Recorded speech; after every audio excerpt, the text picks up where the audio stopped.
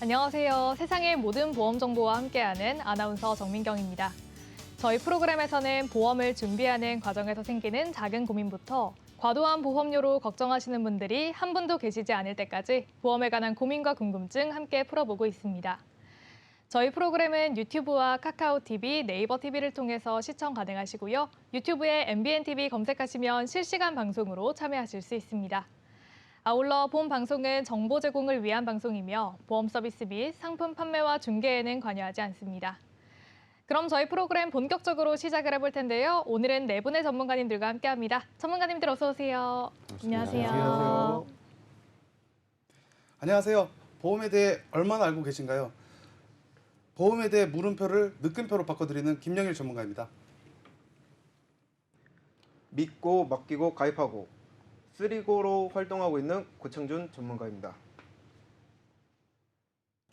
어머님들의 아이돌, 아버님들의 든든한 일꾼. 안녕하십니까?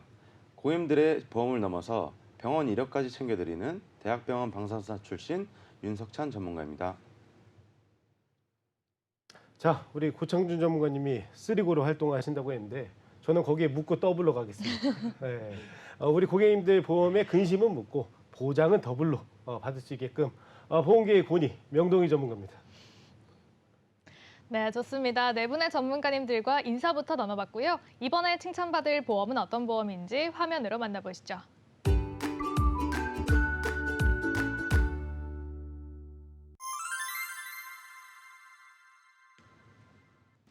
네, 이번에 칭찬받을 보험은 암보험입니다. 오늘 암보험에 대한 내용은 김영일 전문가님께서 준비를 하셨는데요. 어떤 내용 준비되어 있을까요? 안녕하세요. 김영일 전문가입니다. 여러분이 알고 계시는 가장 큰 질병은 어떤 거라고 생각하시나요? 사람마다 다르지만 제가 개인적으로 생각했을 때는 사망률이 가장 높은 암이라고 생각합니다. 간단하게 암 사망률을 살펴보신다면 2022년 암으로 사망한 사람은 총 8만 3천 명이며 전체 사망자가 22%가 암으로 사망했습니다. 그중 암 사망률이 가장 높은 폐암, 그 다음으로는 간암, 췌장암, 위암 순이었습니다. 이와 같이 암에 대해 사망률이 높은 만큼 대한민국의 치료력과 치료 비용에 대한 사람들이 궁금점이 생기기 시작했습니다. 그래서 오늘 제가 알려드릴 내용은 암 완치를 위한 치료를 소개해 드리려고 합니다. 네, 좋습니다. 김영일 전문가님께서 오늘 암보험에 대해서 준비를 하셨는데 그중에서도 암 완치를 위한 치료 방법에 대해서 말씀을 해주신다고 합니다. 치료 방법이 굉장히 다양한 걸로 알고 있는데 어떤 것들이 있을까요? 첫 번째로 소개시켜 드릴 치료는요. 표적 항암 약물 치료 허가비입니다.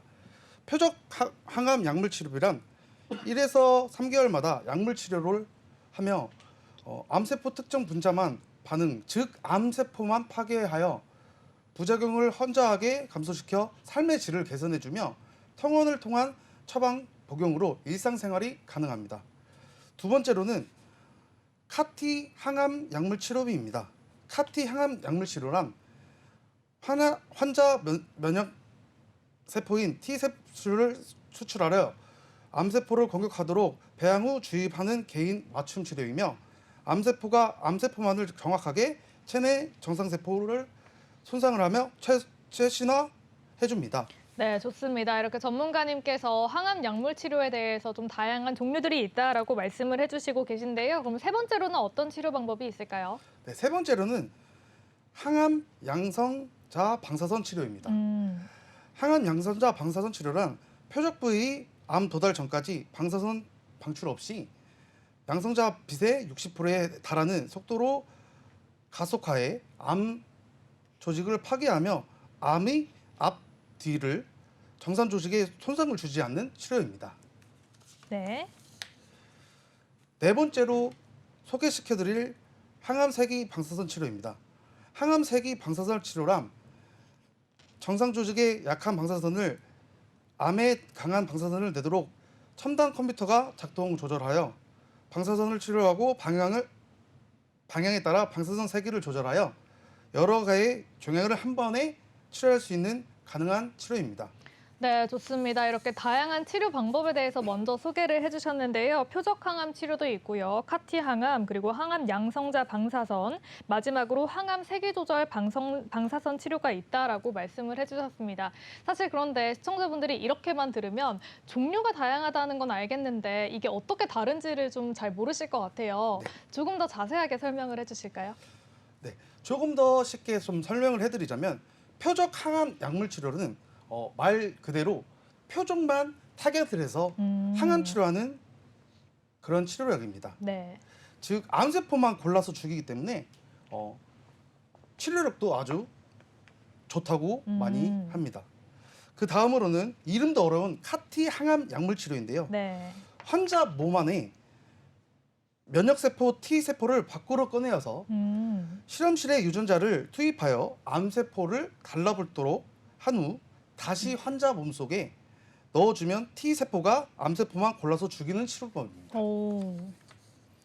다음은 항암 양성 방사선 치료입니다. 양사성 방사선 치료는 양성잡임이 조직에 닿는 순간의 에너지가 가속화하여 암 조직을 집중 타격하는 암 치료 방식이고요. 네. 수소 원자의 핵 구성으로 하는 소립자인 양성자를 빠른 속도로 암 생긴 부위에 쏘아 암 조직을 파괴하는 치료 방법으로 비교적 안정적이며 직면된 치료법입니다. 가속된 양성자가 원하는 종양 부위에 절정으로 에너지를 암 조직으로 타격하고 그 자리에서 곧바로 소멸되기 때문에 종양 부위를 집중적으로 치료합니다. 부작용과 후유증이 적기 때문에 통원 치료가 가능합니다. 다음으로는 항암 세기 방사선 치료입니다. 말 그대로 이것도 항암 세기 방사선 치료는 말 그대로 방사선 양을 수십 가지 그리고 세분화하여 영역마다 방사선 양 세기를 조절하여 종양 주위에 정상 조직에 가는 방사선을 최소화하여 부작용을 줄이며 보다 안전하고 효과적인 암 치료 방사선 치료입니다. 네, 좋습니다. 이렇게 하나하나 어떻게 다르게 치료를 하는지에 대해서도 자세하게 말씀을 해주셨습니다. 오늘 김영일 전문가님께서 암보험에 대해서 준비를 해주셨는데요. 그러면 오늘 내용 마지막으로 정리 한번 해주실까요? 이렇게 암 치료를 위한 치료 내용을 소개해드렸는데요. 예전에 비해 현재는 의료기술이 발달하여 기술력이 좋아졌는데 기술력이 발달하듯 치료 비용도 만만치 않으실 텐데요. 실제 설계 문의를 주시는 대부분 고객들과 예전 보험을 가지고 계시다 보니 암 관련 치료 특약이 많이 없으시거나 보장 내용이 많이 적으신데요. 요즘엔 기술력이 좋아 암 치료만 잘하면 생존 확률도 높다고 합니다.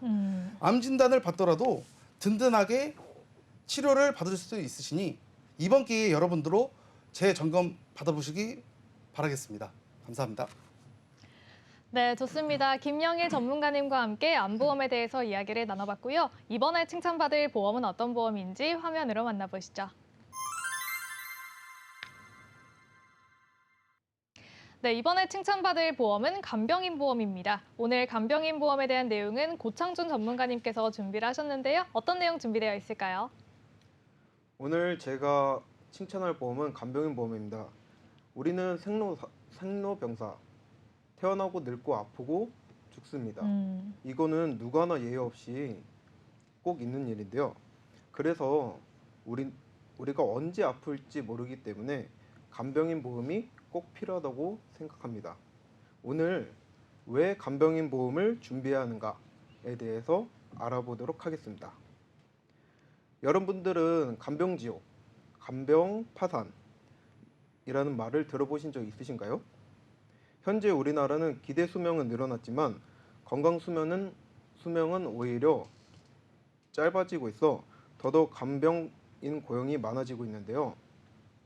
간병파산이라는 말은 간병인을 쓰다가 금전적으로 파산을 말하는 말이고, 간병인 지옥은 간병으로 인해 가족들이 지옥과 같은 경험을 한다는 뜻인데요.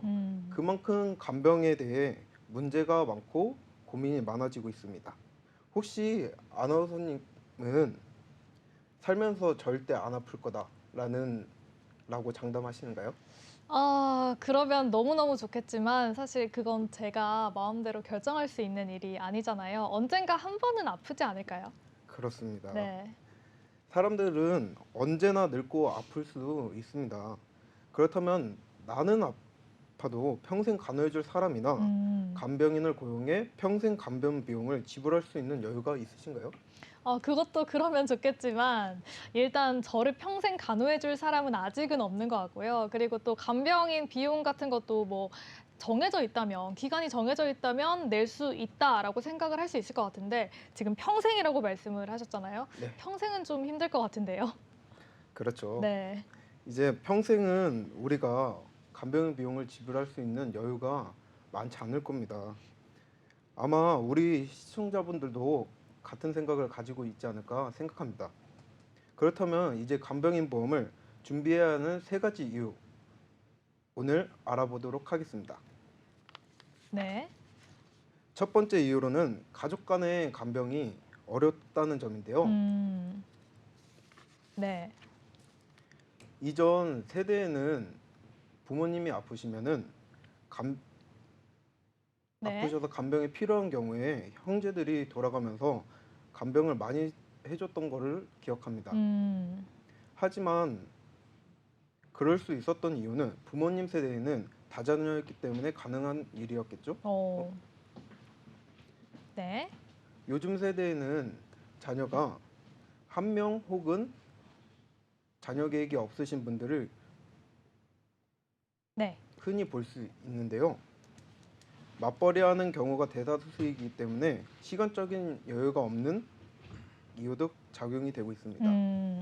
이런 상황 속에서 간병인은 참 어려운 일이겠죠? 그쵸. 아나운서님은 혹시 현재 이런 상황 속에 놓인다면 가족 간의 간병 어떻게 생각하시나요? 요즘에는 자녀가 많이 없다라고 말씀을 하셨잖아요. 맞아요. 그런데 저희 집은 그나마 다자녀에 좀 속하는 게 저는 3남매거든요. 그래서 제가 이제 부모님이 혹시라도 편찮으셔서 간병이 필요하게 되면 3남매가 좀 돌아가면서 할 것 같은데 아무래도 또 3명 다 일을 하고 있다 보니까 간병인을 써야 될 일이 생길 수도 있을 것 같긴 합니다. 맞습니다. 네. 네, 맞습니다. 이제 네. 아나운서님이 말씀하셨던 것처럼 아무리 다자녀인 가정이라고 해도 요즘 맞벌이하는 부부들이 많기 때문에 맞아요. 시간을 내기는 쉽지 않은 일이죠. 네, 이제 두 번째로는 간병인을 실손 보장이 안 된다는 점입니다. 상담을 하다 보면은 실손만 있으면 되지라고 하시는 분들을 종종 볼 수 있는데요. 실손보험은 만능이 아니고 간병인을 사용하는 데 있어 실손보험이 보장되지 않습니다. 그렇기 때문에 간병인 보험을 따로 준비를 하시지 않는다면 네. 간병인을 고용하실 때 하루 적게는 12만 원, 많게는 17만 원까지 부담하셔야 되는데요. 이렇게 한 달간 간병인을 고용한다면 360만 원에서 500만 원 정도가 경비로 나가게 되는데요. 금액만 보더라도 평균 직장인 월급의 이상인 금액이죠. 그쵸. 실제 저희 친할머니께서 밭일을 하시다가 이제 뇌출혈로 병원에 5년 동안 입원을 하신 적이 있어요. 네. 저희 부모님께서는 이제 처음에는 교대로 돌아가시면서 1년간 간병을 맡았는데요. 시간적인 문제로 간병인을 고용하게 됐습니다. 부모님은 할머니를 간절히 돌보셨지만 다달이 나가는 380만 원이라는 적지 않은 금액으로 인해 가슴 아파하셨던 기억이 저에게도 남아 있습니다. 이러한 가슴 아픈 상황들이 간병지옥이라는 말이 나오게 하는 게 아닐까 싶습니다. 네.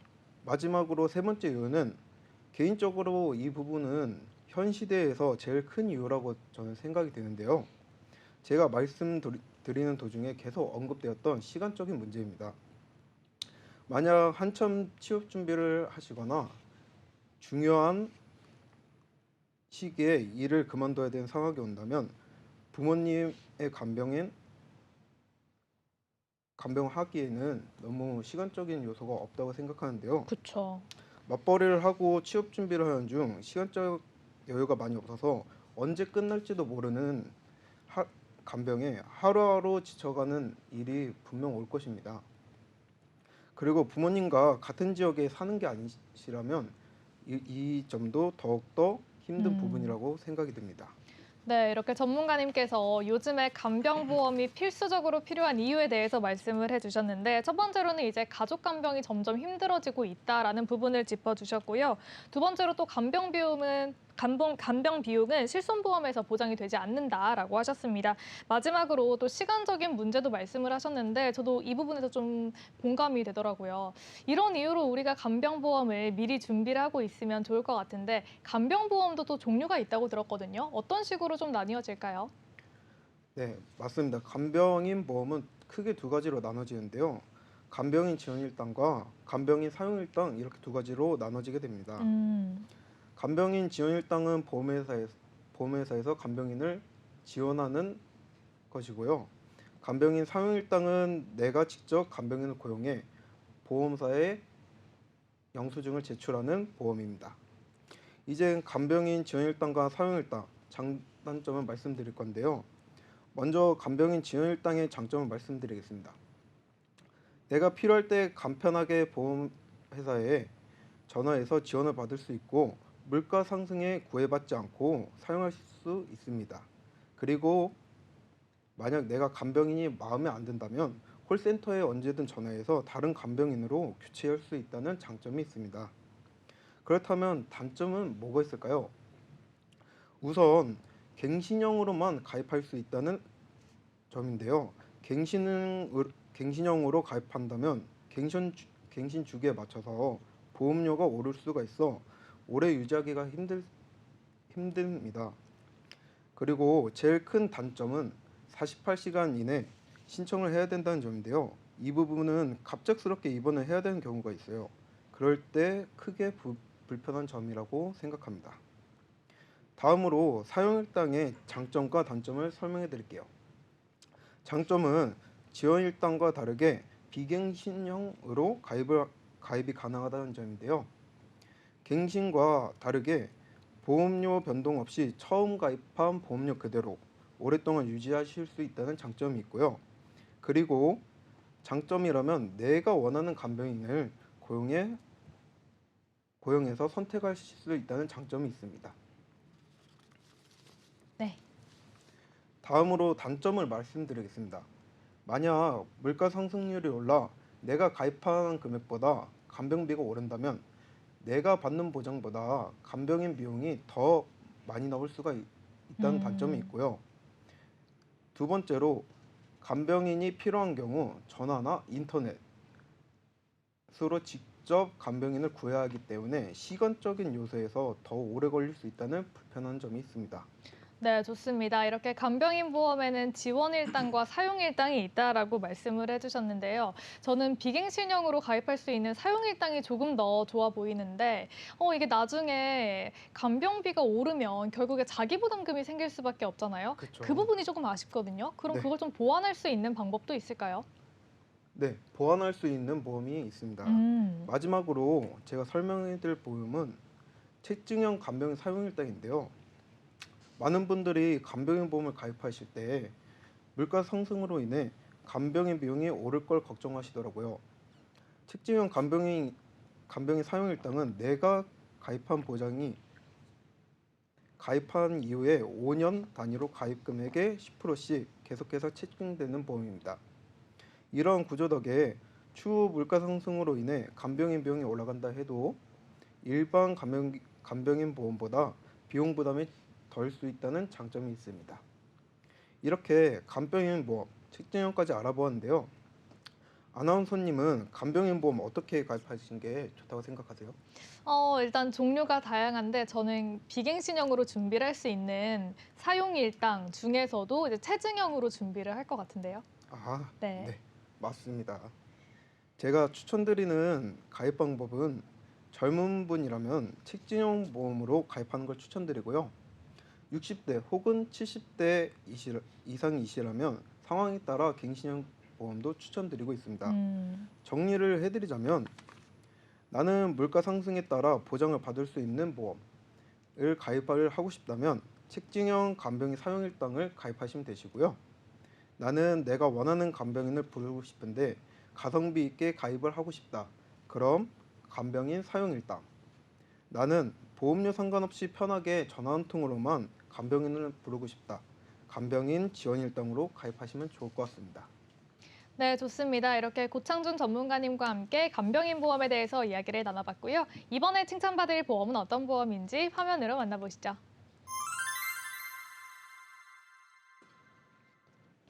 네, 이번에 칭찬받을 보험은 재가급여 보험입니다. 이 내용은 윤석찬 전문가님께서 준비를 하셨는데요. 어떤 내용 준비되어 있을까요? 네, 반갑습니다.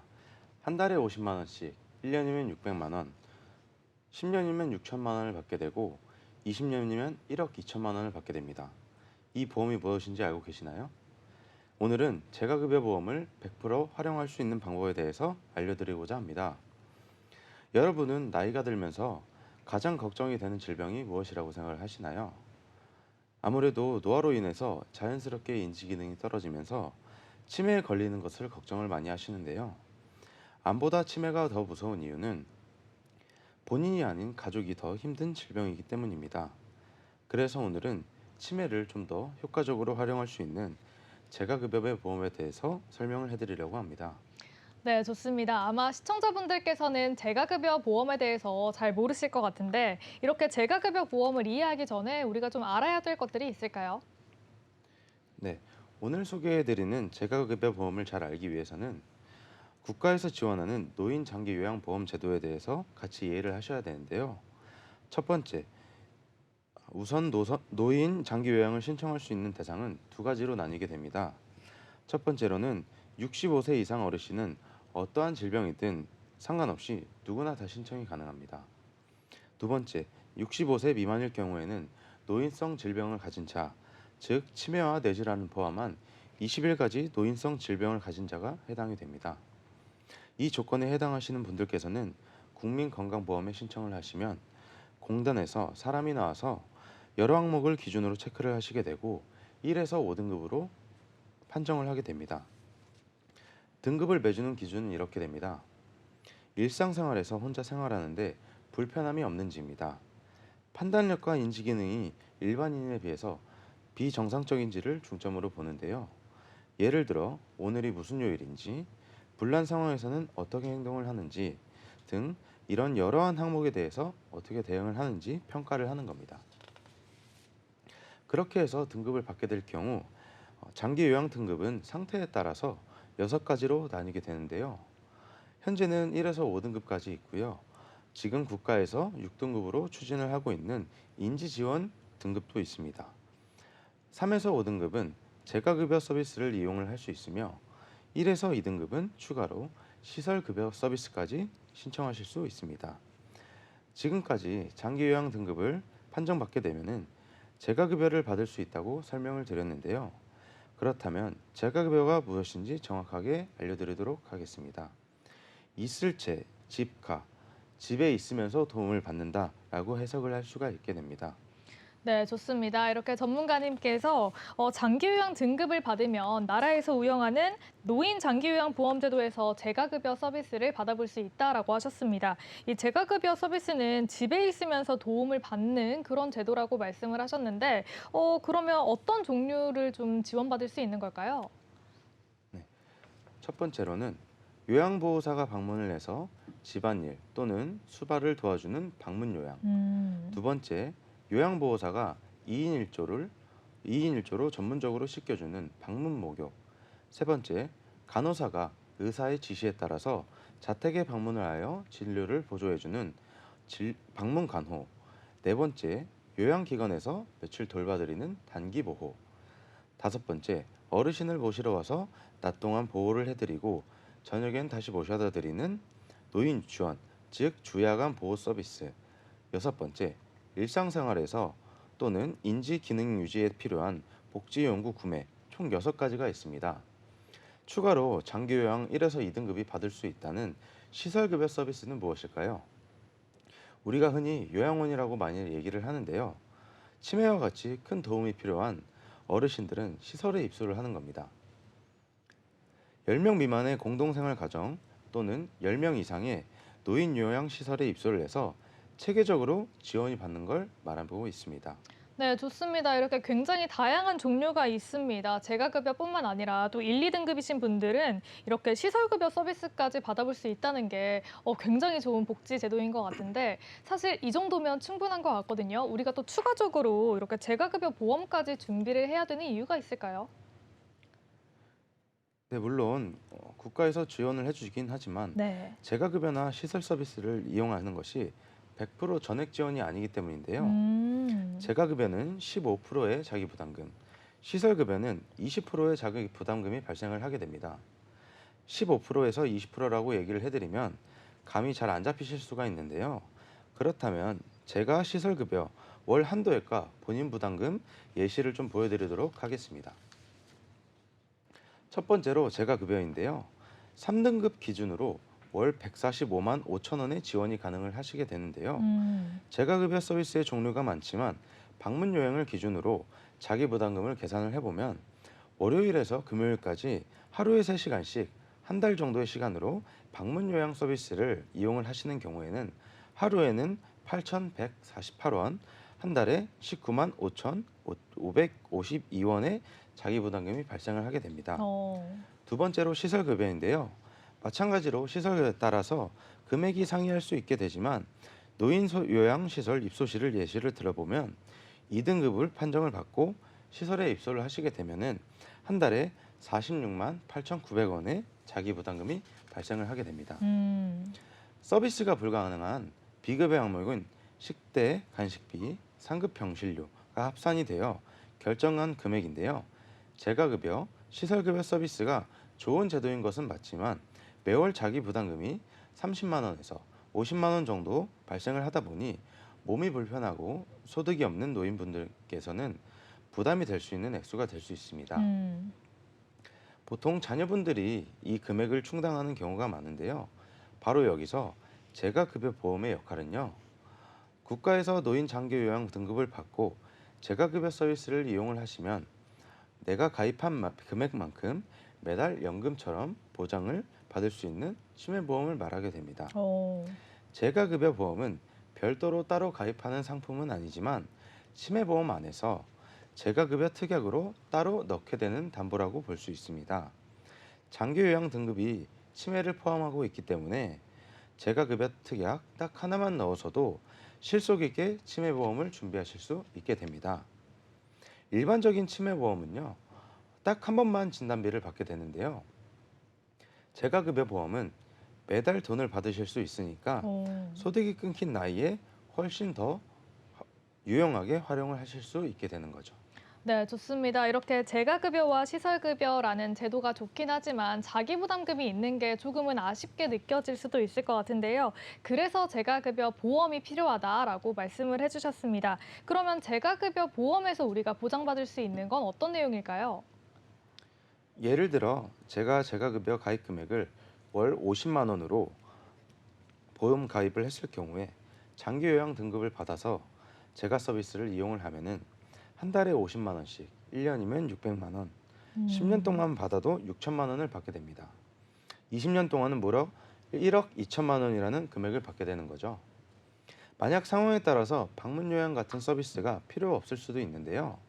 그럴 경우에는 복지용구에 있는 500원짜리 미끄럼 방지 양말 또는 요실금 팬티 하나만 구매를 하셔도 서비스 이용으로 인정이 되기 때문에 월 가입 금액 50만 원을 받을 수 있게 됩니다.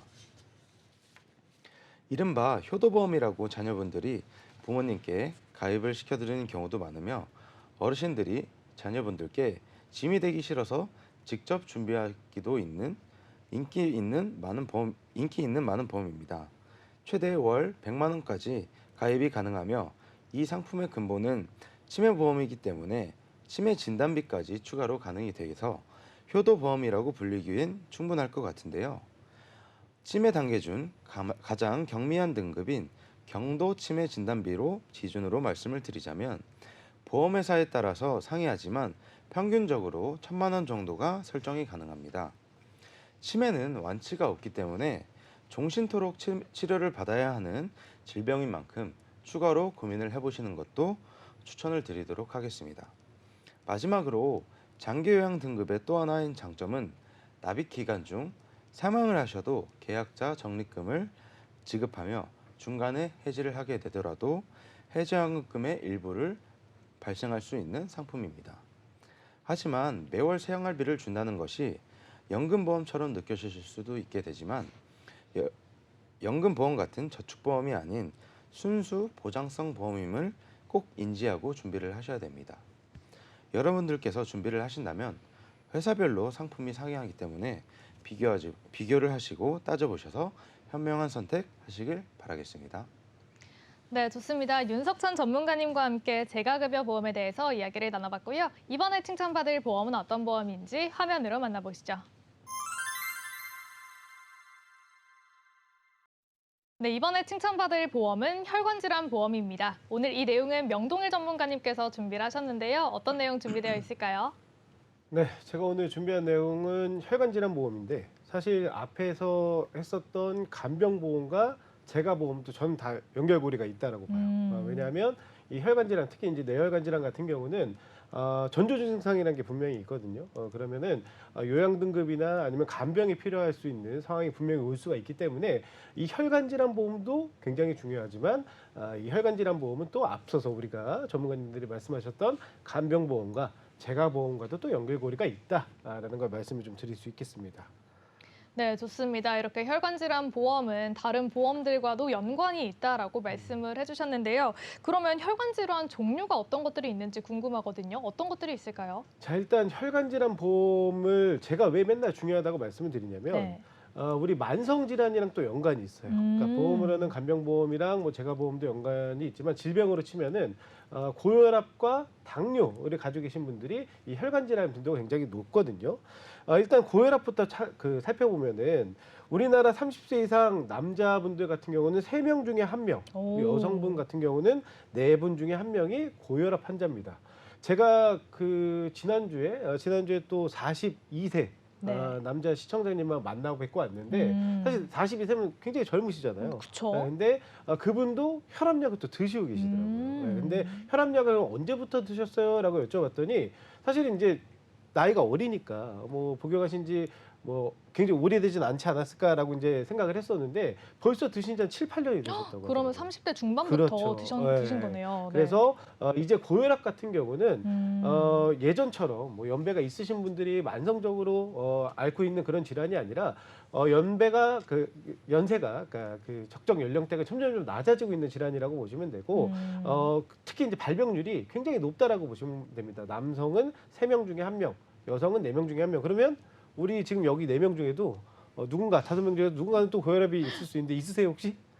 아직 없으시죠? 네. 다행입니다. 네. 근데 보편적인 통계치는 그렇다. 그래서 고혈압이 굉장히 발병률이 높은 질환이다라는 걸 좀 먼저 말씀드리고, 자 그러면 이 고혈압이 왜 이렇게 발병률이 높아지고 있냐? 그러면 고혈압의 원인은 여러 가지가 있습니다. 근데 일단 첫 번째는 유전적인 요소가 있을 수도 있고요. 그리고 두 번째는 잘못된 식습관. 또 여기 계신 전문가님들은 다 또 우리 또 술 좋아하고 그죠? 네. 아까 보니까 흡연도 다 하시는 것 같은데 그죠? 얼굴만 보면 아시나요? 네. 그래서 네. 그런 이제 식습관들과 그다음에 운동 부족, 그리고 이제 지속적인 스트레스, 만병의 근원이죠. 이런 것들이 굉장히 이제 좀 많이 빈도수에 노출이 되고 있다 보니까 그래서 고혈압의 그 원인도 굉장히 좀 다양해지고 있고 발병률도 높아지고 있다라고 말씀을 드릴 수 있겠습니다. 네, 좋습니다. 이렇게 혈관 질환과 관련된 만성 질환, 그중에서도 고혈압에 대해서 먼저 말씀을 해주셨는데요.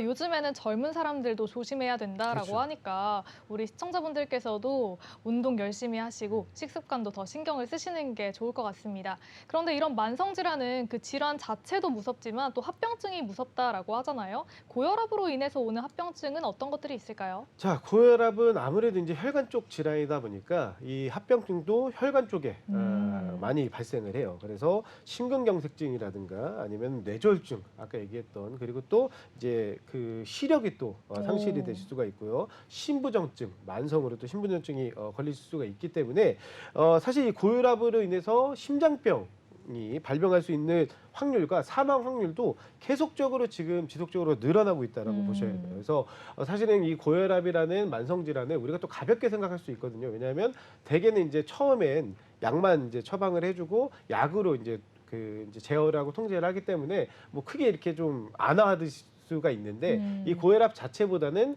이로 인해 발생하는 이제 합병증이 뭐 심근경색이라든가 이렇게 좀 위중한 질환으로 이어질 수가 있기 때문에 꼭 관리를 하셔야 된다라고 말씀을 드릴 수 있겠습니다. 네, 좋습니다. 이렇게 가볍게 생각할 수도 있지만 생각보다 더 무서운 질병, 고혈압에 대해서 먼저 말씀을 해주셨는데 또 고혈압과 친구처럼 붙어 다니는 당뇨병도 있잖아요. 당뇨에 대해서도 설명을 해주실까요? 당뇨 환자도 꽤 꾸준히 늘고 있죠. 예, 그래서 이 당뇨도 굉장히 이제 많이 발생하시는 만성 질환 중에 하나긴 하는데 이 당뇨도 사실은 당뇨 증상보다는 합병증이 굉장히 무서워요. 그래서 당뇨 합병증은 시력 상실이 있을 수 있고 콩팥이라든가 생식기, 성기능 저하라든가 그다음에 뇌혈관과 심혈관 쪽에 또 문제가 될 수 있고 그리고 족부병변이라고 해가지고 이제 발이나 이런 데로 합병증이 오면은 이때는 이제 신체 부위를 또 절단을 해야 되는 상황이 올 수도 있거든요. 그래서 당뇨병, 고혈압 뭐 사실은 걱정을 뭐 크게 하지 않는 질환 중에 또 요즘에 너무 흔하다 보니까 우리가 이제 그 부분을 놓칠 수 있는데 이 고혈압이든 당뇨든 합병증으로 이어지는 혈관 질환이라든가 이런 것들의 질환에 대해서는 굉장히 이제 그 사망률도 높고 우리가 준비를 좀 하셔야 되는 질환 중에 하나다라고 말씀드릴 수가 있겠습니다. 네, 좋습니다. 이런 만성 질환들은 또 생명과 연관이 되는 혈관 질환이랑 또 관련이 있다 보니까 네. 이런 부분을 잘 대비를 하셔야 될 것 같은데요. 그러면 이렇게 만성 질환이 있으신 분들은 혈관 질환 보험을 어떤 식으로 준비를 하면 좋을까요? 자, 우리가 보험을 통해서 준비할 수 있는 거는 뇌혈관 쪽부터 말씀을 드리면 세 가지가 있어요. 그래서 준비할 수 있는 특약은 뇌출혈 특약과 뇌졸중 특약, 뇌혈관 질환, 뭐 진단비든 수술비든 특약으로 준비를 할 수가 있는데 사실 이 보장 범위 차이인 거거든요. 그래서 뇌출혈 특약 같은 경우는 말 그대로 세 개의 질병 코드에 공통적으로 출혈이라는 단어가 들어가 있어요. 그래서 출혈이 일어났을 때만 보장을 받으실 수가 있는 거거든요. 그래서 그 전에 전조 증상인 뇌경색증이라든가 어르신들이 흔히 얘기하는 중풍 아니면은 뇌동맥류, 뭐 꽈리 이런 것들에 대한 보장을 받으시려면 뇌졸중 진단비나 뇌혈관 질환 진단비를 준비를 하셔야 된다라는 내용을 저희가 매번 말씀을 드렸죠, 그죠? 예, 그래서 보장 범위가 넓은 특약으로 준비를 하셔야 그래야 나중에 실제로 내가 어떠한 그 혈관 질환 쪽, 뇌 쪽의 혈관 질환 쪽 문제가 생겼을 때 제대로 된 보장을 받으실 수가 있는 겁니다. 그래서 사실 이 내용은 저희가 너무나도 많이 말씀을 드렸기 때문에 이제는 내 증권을 한번 보셔서 뇌혈관 질환이라는 특약이 있는지 없는지 꼭 한번 살펴보셔야 되는 시기가 아닌가라고 생각을 합니다. 네, 맞습니다. 이렇게 전문가님께서 말씀을 해주신 것처럼 저희가 방송에서 정말 많이 다루고 있는 게 이 혈관 질환의 보장 범위에 대해서 말씀을 드리고 있거든요. 좀 이전에 보험을 준비를 하신 분들은 뇌혈관 질환보다는 또 뇌출혈 쪽으로 준비를 하고 계실 확률이 높으니까요. 반드시 증권을 한번 살펴보시고 이렇게 좁은 범위로 준비를 하고 계시다면 리모델링을 한번 해보시는 것도 좋은 방법이 될 것 같습니다. 그러면 우리가 또 심장질환 보험도 이런 식으로 준비를 해야 되는지 궁금한데 좀 비슷할까요? 자, 사실은 저희가 이제 뇌혈관 질환 진단비 담보는 워낙에 우리 전문가님들이 열심히 또 활동을 하시고 저희 보험불만제로에서도 우리 아나운서님이랑 같이 너무 열심히 얘기를 네. 해가지고 사실 요즘에는 대부분 또 가지고 계세요. 많이 그 중간에 이제 리모델링을 받으시고 개선을 하신 분들이 많이 있습니다. 근데 심혈관 쪽의 담보들이 조금 이제 저희가 더 또 추가로 말씀드려야 될 내용들이 있어요. 자, 이제 심혈관 쪽을 보장을 해주는 특약은 여태까지 보험회사가 크게는 급성 심근경색이라는 특약과 허혈성 심장질환이라는 특약으로 보장을 받으실 수가 있었습니다. 그래서 예전에 정말 예전에 보험을 준비하신 분들은 급성 심근경색은 뇌출혈이랑 거의 기본 연계 특약으로 엮여가지고 대부분 다 가지고는 계세요. 근데 뇌출혈과 마찬가지로 이 급성 심근경색 특약은 보장 범위가 굉장히 협소합니다. 그러니까 말 그대로 심근경색이라는 질환 자체가 굉장히 사실 위중한 질환이거든요. 그러니까 우리가 대개는 이 급성으로 심근경색이 오면 후송 중에 사망 확률이 한 60% 정도 된다고 해요. 그러면 그런 순간에만 보장을 받을 수 있는 게 급성심근경색 특약인데 우리가 사실 흔히 이제 심혈관 쪽 질환 중에 가장 대표적인 질환이 협심증이라는 질환이거든요. 근데 이 협심증 진단을 받았을 때는 급성심근경색만으로는 보장을 못 받으셨다는 거죠. 예. 그래서 뇌혈관 질환 그 특약처럼 심혈관 쪽은 허혈성 심장 질환이라는 특약을 이제 저희가 많이 권유를 드려서 이것도 이제는 많이 가지고 계세요. 예. 그러니까 네. 제가 이제 이렇게 그 상담을 다니다 보면은 뿌듯합니다. 요즘에 이렇게 그 리모델링 상담 요청이 와서 증권을 그리고 또 보장 내역을 이렇게 열어보면 뇌혈관 질환 진단비, 허혈성 심장 질환 진단비 다 가지고 계신 분들이 의근래에는 굉장히 많으세요. 근데 심장 쪽 특약은 우리가 보험도 저는 핸드폰이랑 똑같다고 보거든요. 그러니까 예전에 우리 핸드폰 초창기에 나왔을 때 여기 계신 분들은 다 한 번씩 우리 아나운서님 빼고 써보셨을 것 같은데. 저도 썼을 것 같아요. 그래요? 네. 그때는 사실 우리가 전화만 됐으면 됐었잖아요. 그죠? 예. 그리고 문자라는 기능이 굉장히 신세계였었습니다. 그죠? 예. 그래서 막 이모티콘 막 이쁘게 해서 보내고 막 그런 추억이 있었는데 네. 근데 이미 뭐 시간이 지나면서 이 기술이 발달을 하니까 지금은 뭐 핸드폰으로 사진도 찍고 뭐 인터넷도 하고 그쵸. 뱅킹도 하고 뭐 5만 가지를 다 하잖아요. 맞아요. 그죠? 예. 그러니까 시대상이 기술 발전으로 인해서 점점 발전을 하고 있기 때문에 사실은 원래 본연의 목적인 전화 기능 외에 다른 부가적인 요소들도 계속적으로 생기고 있다는 거죠. 그래서 우리도 핸드폰을 그래서 주기적으로 바꿉니다. 그죠? 그쵸. 네. 끝까지 쓰시는 분 없잖아요. 우리 네. 아나운서님 며칠 전에 바꾸셨다고. 맞아요. 네. 네. 그러니까 이런 것처럼 똑같이 보험도 마찬가지예요. 그 이전에는 보장이 안 되는 질환들과 그런 특약들밖에 없었는데 점점점 이런 그 환자들이 늘어나고 그리고 이제 의료 기술이 발전을 하다 보면은 그 부분에 대해 보장을 받을 수 있게끔 이제 보험도 계속 발전을 한다는 거죠. 네, 그래서 심혈관 쪽은 사실 이제 이전에는 허혈성 심장 질환 특약만 준비를 하시면은 심혈관 쪽 질환에 대해서 이제 다 보장을 받을 수 있었는데 사실 협심증이 심장 전체 질환을 놓고 보면은 한 50% 정도만 차지를 하거든요. 그럼 나머지 50%의 또 어떤 심장 질환들이 있다는 얘기잖아요. 그렇죠. 그게 이제 대표적인 게 부정맥이랑 심부전입니다. 그러니까 이거는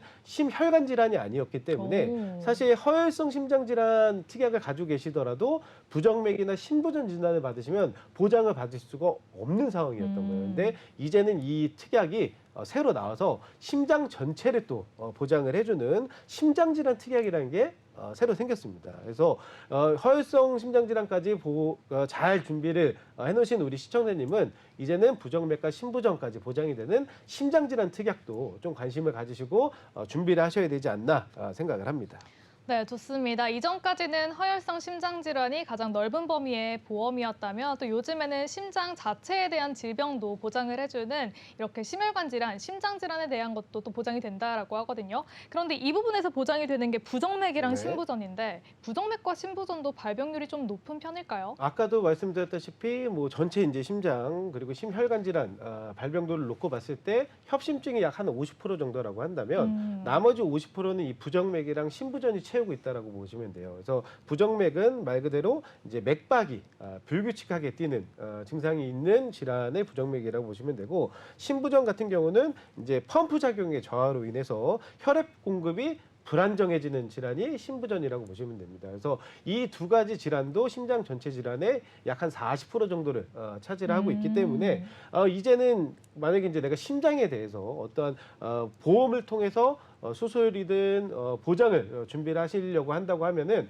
이 심장질환 특약을 꼭 준비를 하셔야 된다는 거죠. 네. 네, 좋습니다. 이렇게 부정맥과 심부전도 심장질환 질병에서 차지하는 퍼센테이지가 상당히 크기 때문에 지금 보험을 준비를 하신다면 가장 넓은 범위로 준비를 하시는 게 유리할 것 같습니다.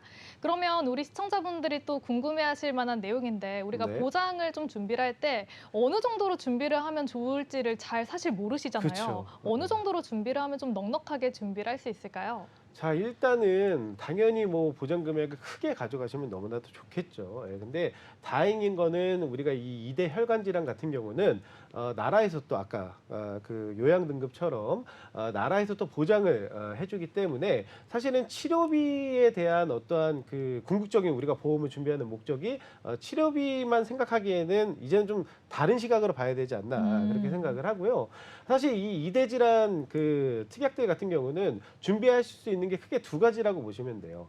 똑같이 암 진단처럼 진단비라는 특약이 있고 수술비라는 특약이 있는데 진단비는 말 그대로 내가 의사로부터 당신 심장 그 혈관 질환 질환입니다. 아니면은 뭐 뇌혈관 질환입니다라는 진단만 받으면 바로 내가 준비한 보장 금액을 보장을 받을 수 있는 게 진단비 특약이고 수술비 특약은 내가 수술을 할 때마다 매회 반복해서 보장을 받을 수 있는 게 수술비 특약이거든요. 자, 근데 사실 이 2대 질환 같은 경우는 진단비 특약도 굉장히 중요하지만 제가 개인적으로 생각했을 때는 저는 수술비 특약이 훨씬 더 중요하다고 생각을 합니다.